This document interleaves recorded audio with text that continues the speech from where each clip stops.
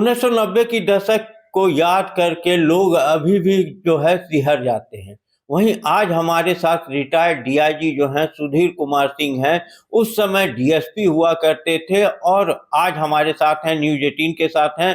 हम उनसे बात करते हैं कि उस समय क्या माहौल थे। बच्चू सिंह मीना उस समय एसपी हुआ करते थे, क्या हालात थे उस समय के, हम बात करते हैं सर से।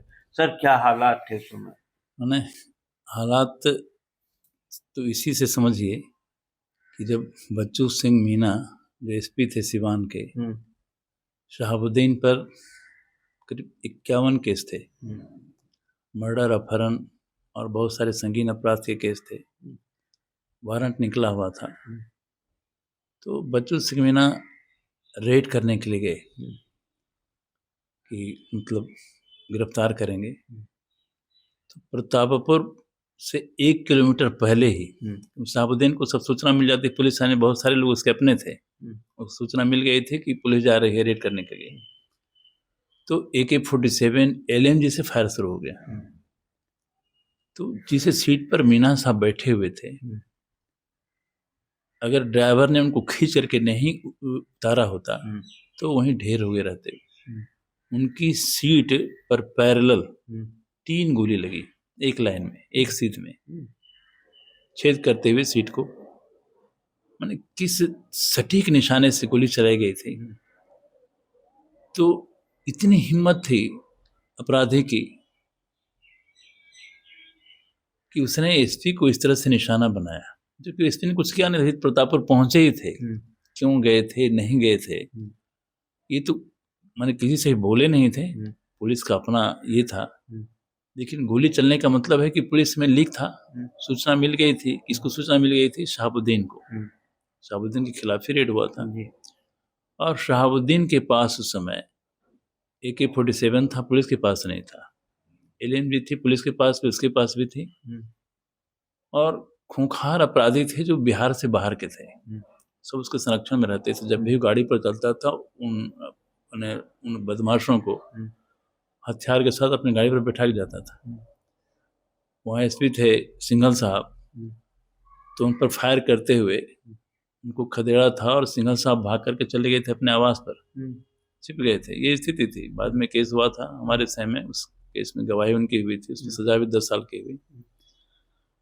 तो बच्चू सिंह मीना को लगा कि ये तो हद स्थिति है, चल अभी गांव में पहुंचे हैं, क्या करना है नहीं करना है किसी को बताया भी नहीं है, और गोली चल गई। इनको रिएक्शन हुआ, कहा कि नहीं, जैसे भी हो शहाबुद्दीन गिरफ्तार करेंगे। तो हमको लगता है करीब 6 घंटे गोली चली। पुलिस के पास जो अम्युनिशन था वो खत्म हो गया। इधर से ही फायर हो रहा है, इधर से ही फायर हो रहा है। और आम सिपाही जो था उसके पास सिर्फ मतलब ये था 303 था, AK-47 तो था नहीं। तो इन्होंने भेज दिया, मतलब अम्युनिशन लाने के लिए पुलिस लाइन। इन्होंने डीजी से संपर्क किया, तो डीजी ने मतलब यूपी के डीजी से संपर्क किया। तो संजोग से उसी दिन बॉर्डर मीटिंग थी, वहाँ के डीजी ने एक एसपी को अमिताभ ठाकुर को भेजा था। तो अमिताभ ठाकुर ने एक दूसरा फ्रंट खोल दिया, दोनों तरफ से गोली चलने लगी। तब शहाबुद्दीन सरेंडर किया और बुर्का पहन करके भागा। और स्थिति ये थी, इन्होंने वायरलेस बंद करवा दिया था ताकि बाहर में सूचना नहीं जा सके, क्योंकि जानते थे कि पुलिस से मतलब हम जो बोलेंगे तो कोई न कोई पुलिस वाला होगा जो सुनेगा। वायरलेस पूरी तरह ऑफ करवा दिया। जो होगा जय और खै जो होगा मतलब करके ही जाएंगे, लौटेंगे नहीं, और बाहर में सूचना नहीं जाए। अंत में शहाबुद्दीन जो है बुर्का पहन करके भागा था, किसी ने देखा नहीं, लेकिन वहाँ मिला नहीं। ये जिन लोगों ने देखा था कहा कि बुर्का पहन के भाग गया है। 7 लोगों की लाश मिली, कुछ गोलियां बरामद हुई, AK-47 का हथियार बरामद हुआ, LMG बरामद हुआ, और सबको थाना में लाया गया, सब जब्त किया गया। तो that was a brave work एक स्त्री के द्वारा। इससे ज्यादा बहादुरी का काम नहीं हो सकता है कि इन्होंने पीछे मुड़ करके नहीं देखा और सामना किया, और अंत में क्रिमिनल को जो है एक तरह से सरेंडर कर दिया। लेकिन सरकार ने इनको पुरस्कार नहीं दिया। सरकार ने, उसमें लालू की सरकार थी, सरकार ने पनिश किया इनको और वेटिंग फॉर पोस्टिंग कर दिया वहां से हटा करके। शहाबुद्दीन डेली जो है पेपर में सुर्खियां, मैंने सुर्खियों में हेडिंग रहती थी, कुछ से कुछ मारेंगे, ये करेंगे, राजस्थान तक पीछा करेंगे। ये भी कहते थे घर में घुस के मारेंगे, जो भी हो, पुलिस अफसर तो वो ज्यादा बोल नहीं सकता है। वेटिंग फॉर पोस्टिंग में BMP 5 में एक साधारण सामान्य कमरा था, उसमें तो बढ़िया से गेस्ट हाउस बना हुआ नहीं था, उसी में हस्बैंड वाइफ दोनों रहते थे, अकेले नहीं रहते थे, क्योंकि अकेले में थोड़ा सा लगता होगा कुछ अजीब जैसा। 3 महीने के बाद इनकी पोस्टिंग हुई दरभंगा BMP 13 में। वहाँ मैं असिस्टेंट कमांडेंट था, DSP था, सीनियर DSP। तो वहाँ जो गेस्ट हाउस था PWD का, वहीं आकर के ठहरे। हमको खबर गई कि मैंने PWD गेस्ट हाउस में ठहरे हुए हैं, तो मैं गया मिलने के लिए। बातचीत होने लगी तो हमको अजब लगा कि ये पर्सन भीतर से कहीं ना कहीं टूट रहा है, बड़ा दुखी है। विचित्र। आज भी आप भावुक हो जाते हैं सर उस समय को याद करके। क्या था उस समय इस तरह का माहौल जो आज भी आपके आंखों में पानी आ गई सर? जी।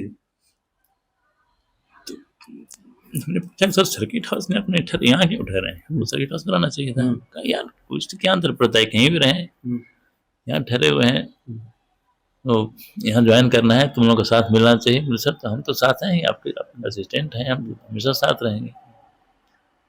तो एक बार चल के सर देख लिया जाए। आया, देखा उन्होंने, तो वहाँ ये SP का ऑफिस नहीं था,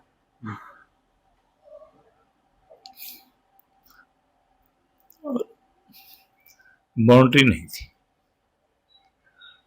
उनको कहा यार यहाँ बाउंड्री होनी चाहिए, कैसे रहेंगे, बगल में मतलब ये है, सड़क है, आम लोगों का आने जाने का रास्ता है यार, एक बाउंड्री तो होनी चाहिए। उनका सर बाउंड्री बन जाएगा, चिंता क्यों करते हैं यार, सेंक्शन होगा फलना चल, बहुत देर लग जाएगी, छोड़िए सर सेंक्शन होगा ना। तो हमको लगा कि मतलब ये बाउंड्री होना जरूरी है, समझे जो। तो हमने एक मीटिंग बुलाई जिसमें पुलिस मेंस का अध्यक्ष था और सार्जेंट मेजर थे और भी पुलिस अफसर सीनियर जो थे, सबको बोला हम कि देखो वर्दी की इज्जत का सवाल है, शहाबुद्दीन से लड़कर के मीना साहब आए हैं, असुरक्षित जैसा लग रहा है, हम ये अपने को असुरक्षित फील नहीं कर रहे हैं, लेकिन हमको लग रहा है कि इनको सुरक्षा चाहिए स्पेशल, और यहाँ पर इनका परिवार रहेगा, बच्चे रहेंगे, बिना बाउंड्री के बाहर में हम बैठेंगे, मान लो रोड है बगल में, कोई जाएगा तो गोली चला देगा, तो बाउंड्री तो जरूरी है। सरकार ने लेकिन कुछ नहीं किया उस समय से? नहीं किया, कुछ नहीं किया, तो भेज ही दिया था इनको अथी करने के लिए, तंग करने के लिए। उन लोगों ने डोनेट किया हजूर, और मतलब पूरी पुलिस वालों ने? जी जी, अपने वेतन से काट करके पैसा दिया। जो ये था हिटलर जो था, कहा सर पैसा काटेगा तो लोग विद्रोह कर देगा, नहीं करेगा विद्रोह, कट गया हजूर, किसी ने कुछ नहीं कहा। और उसके बाद बाउंड्री बनी हजूर, उनके डेरे में टाइल लग गया, कालीन बिछ गई, पर्दा था फर्स्ट क्लास का, सब पटना से मंगवाया हजूर, और शीशम का पेड़ था उसको कटवा करके बढ़िया पलंग बनवा दिए, बहुत बढ़िया से सब कुछ तैयार जब हो गया तो हमने मीना साहब से कहा सर अब गृह प्रवेश करना चाहिए, आपको चलना चाहिए वहाँ। ठीक है यार, एक डेट तय हुआ, तो हमने काली मंदिर से, दरभंगा काली मंदिर से 11 ब्राह्मणों को बुलाया, और गृह प्रवेश का जो कार्यक्रम जैसे होना चाहिए, हमने कहा कि उसी तरह से होना चाहिए। और बच्चों से मीना उस समय ये बने हुए पूरा एकदम धोती उती पहन करके, और मंत्रोच्चार के साथ उनको गंगा जल छिड़कते हुए उस हाउस में प्रवेश दिलाया गया, और बाहर में एक मंडप बनवा दिए जहाँ बैठ करके मतलब हम लोगों से बातचीत कर सकें। तो इस तरह से वहाँ उनका शुरू हुआ। उसके बाद पूछिए। उसके बाद सर जो आप बता रहे हैं कि 2 अधिकारी जो थे, वो जिस समय बच्चू सिंह मीना जी की जो पत्नी आ रही थी राजस्थान से, उस समय उन्होंने क्या कहा था बच्चू सिंह मीना को लेकर सर? उस समय दरभंगा में जो SP थे, तो उनसे हम मिलने के लिए गए थे, उनसे बढ़िया संबंध था। उन्होंने कहा सुधीर दिखेगा मीना को शहाबुद्दीन रहने चैन से रहने नहीं देगा। बहुत बड़ा इन्होंने हीरो बन रहा है, अगर हिम्मत है तो अपनी पत्नी को वहाँ से राजस्थान से ला के दिखा दे। तो हमको बड़ा आश्चर्य हुआ कि गजब स्थिति है, मतलब ये एसपी के हैं और बैचमेट हैं और ये कह रहे हैं कि हिम्मत है तो मन ला करके दिखा दे। जबकि स्थिति ये थी कि जिस दिन उनसे बातचीत हमारी हो रही थी, हमने रिजर्वेशन करवा दिया था और रिजर्वेशन करवाने वाले थे उधर अमित कुमार, रेलवे में थे। उनसे ही हमने कहा था सर रिजर्वेशन करवा दिया जाए और मैंने चुपचाप करवा दिया जाए, मतलब ज़्यादा ये नहीं होना चाहिए। उन्होंने करवा दिया था। तो उनकी पत्नी तो आ ही गई, लेकिन हमको लगा कि इनको ऐसा नहीं बोलना चाहिए था, क्यों ऐसा बोल रहे हैं। एक एसपी दूसरे एसपी के बारे में इस तरह का बयान। जी जी जी, जबकि उस क्षेत्र के एसपी थे जहाँ मतलब ये इनका पदस्थापन हुआ था बजरंग सिंह मीना का। तो लॉ एंड ऑर्डर तो मतलब एसएसपी के जिम्मे रहता है ना, तो उनको ऐसा नहीं बोलना चाहिए था, लेकिन खैर जो भी हो। एक बार और आप कह रहे हैं कि एक और अधिकारी ने आपके सामने ही कहा था कि मीना साहब को छोड़ेगा। हेडक्वार्टर डीएसपी था और मुस्लिम था, तो हमको बड़ा शौक से बुला करके ले गया घर अपने। हम गए, बातचीत होने लगी, चाय वो पिलाया, बोला कि सर एक चीज बताते हैं, शहाबुद्दीन साहब बुरे आदमी नहीं है, मीना जो है ना एक नंबर हरामी है, तो शहाबुद्दीन छोड़ेगा नहीं सर। 20 केस किया है, इसका प्रमोशन नहीं होने देगा, सजा होगी इसको। हमको लगा कि मैंने मीना ने क्या किया है भाई जो इस तरह से बक रहा है, और ये पुलिस अफसर है, हेडक्वार्टर डीएसपी है। तो हमको बड़ा गुस्सा हुआ, हम कहा जूता निकालेंगे ना, इतना जूता मारेंगे ना, क्यों तुम इस तरह से बक रहे हो रे। और पता नहीं, हमको याद नहीं है, कहीं वो गुस्से में आप आ गए, डीआईजी होगा, कहीं अब सुन रहा होगा तो अच्छा नहीं लगेगा उसको। फिर मतलब उसने माफी फिर मांगी कि सर सॉरी सर, हमको ऐसा नहीं बोलना चाहिए था, हमारा गुस्सा शांत हुआ, चलिए। लेकिन क्या लगता है सर, उस समय जो इस तरह का माहौल बना हुआ था, क्या लगता है कितना कठिन था उस माहौल में काम करना? बहुत कठिन था। कहा तो रहे कि मतलब माने सवर्ण जाति के जो ऑफिसर थे मुख्य रूप से, उनको फील्ड में जान बचाना मुश्किल था। कब क्या आफत आ जाएगी, कब मतलब गोली लग जाएगी, कब कौन मारा जाएगा, कहना मुश्किल था। और इसके प्रत्यक्ष मैंने ये गवाह तो हम ही हैं, हमारी ही जान लेने का प्रयास किया गया था सहरसा में, जब हम प्रोबेशन में ही थे। आप पर भी मैंने इस तरह का प्रयास हो चुका है उस समय सहरसा में। जी। एक बार सर आप बता रहे थे कि पटना जब आप गए थे किसी मीटिंग में और एक होटल में सचिवालय के सामने खाना खा रहे थे, तो वहां भी कुछ वाकया हुआ था, क्या था सर वो? ये मतलब एक ये मुख्यालय में कोई मीटिंग थी, तो उस समय शायद कृष्णा चौधरी थे प्रभारी, उन्हें ये बीएमपी के एडीजी थे, क्या थे हमको याद नहीं है। किसी मीटिंग में जाना था, तो रास्ते में गाड़ी खराब हो गई, पहुंचने में बहुत देर हो गई। तो पहुंचे फिर वहाँ, तो उन्होंने कहा ठीक है, मतलब आ गए हैं, प्रेजेंस अपने दे दिए हैं, कोई दिक्कत नहीं है, जा सकते हैं। क्योंकि एसपी आपके नहीं है, एम्बुलेंस सर वो तो नहीं है, हम ही को भेज दिए, क्योंकि एसपी अपने जाते नहीं थे। कमांडेंट जो हमारे थे मीना साहब, तो वहाँ से निकले तो सब हमारा गार्ड जो था, ड्राइवर था, कहा चलो खाना खा लेते हैं। करीब 2 बज गया था, 2 या 3 बज गया था। तो सचिवालय के सामने एक होटल था, वो शायद किसी यादव का होटल था। तो वहाँ गए, उसके बाद सब लोग बैठा, हम चले गए बाथरूम। तो 2 मंजिला था, छत पर भी मतलब जगह थी, तो लगता है ऊपर में दारू वारू सब पीता था।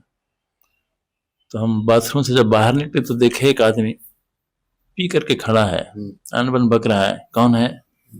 कहा सर डीएसपी है। कौन है डीएसपी? और बड़ा बदतमीज बात कर रहा था। अब हम बदतमीज तो हमको कोई बर्दाश्त हुई नहीं जिंदगी में। तो हम अभी निकले थे और उसके बाद बढ़े, इसको मारेंगे जरूर, समझ गए हो जो। तो होटल वाला जो है समझ गया कि डीएसपी साहब लगता है बड़ा गुस्सा में, तो दौड़ा हुआ आया और उसके बाद साधु जादव को पकड़ के चलें से बाहर ले गया। और उसके बाद जब बाहर कर दिया तो हमसे बोला सर साधु जादव थे। पुलिस ज्यादा रहे या कोई ज्यादा रहे, हमको क्या लेना नहीं सर। बदतमीजी सब बोल रहा है तो मतलब हम तो मैंने पीट देते हैं, यही हुआ था। और क्या। माने उस समय के माहौल जो थे सर, वो इस तरह से क्राइम था, और एक एसपी जब के साथ जब इस तरह की घटना हो रही थी, तो आम लोग को तो कितने सुरक्षित होंगे समझा जा सकता है। आम लोगों का तो आपने सुना ही था, सिनारी नरसंहार, तो बात है नरसंहार, तो नरसंहार हो रहा था। आम लोगों की स्थिति तो बड़ी दयनीय थी। और जब सिनारी नरसंहार हुआ था तो राबड़ी देवी ने कहा कि हम वहां नहीं जाएंगे। वहां क्यों जाएंगे, वहां भूमिहार लोग है, भूमिहार हमको वोट देते हैं। तो ये माहौल था आम लोगों का। तो अभी का माहौल क्या लग रहा है सर, आप देख रहे हैं उस समय से और अभी में क्या अंतर भी आ रहा है? जब हम सिवान में थे तो छपरा से सिवान जाने में 3 घंटा लगता था, समझ रहे हैं हुजूर। अभी अब माने भागलपुर से अगर पटना जाएंगे तो 4 घंटा में पहुंच जाएंगे हुजूर। तो सड़कें काफी बन गई हैं, बिजली जो है कंटिन्यू रहती है। और कभी सुना है जब से नीतीश सरकार बने कभी नरसंहार हुआ है क्या? कहीं भी नरसंहार आपने सुना है हुजूर?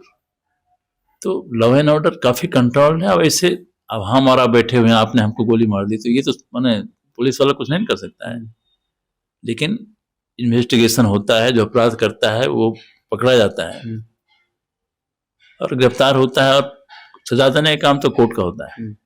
अभी से आनंद सिंह है, आनंद सिंह पर आरोप लगा, मतलब वो क्या नाम था, कौन यादव था, हत्या का हाँ, तो पुलिस ने गिरफ्तार किया ना जो। बाकी कोर्ट में अपना जो है होगा नहीं होगा, वो तो कोर्ट का प्रोसेस है। अब ऐसा कोई तीसमार खा नहीं है जिसको पुलिस छोड़ती है, कम से कम इतना तो है। Thank you sir. तो आप देख सकते हैं कि उस समय की याद करके जो है पूर्व डीआईजी जो है उनके आंखें अभी भी भर आती है और गला जो है कहीं ना कहीं धीमा पड़ जाता है। तो कहा जा सकता है कि 90 का जो माहौल है वो क्या रहा होगा कहना मुश्किल नहीं है। आशीष रंजन, न्यूज़ 18, भागलपुर।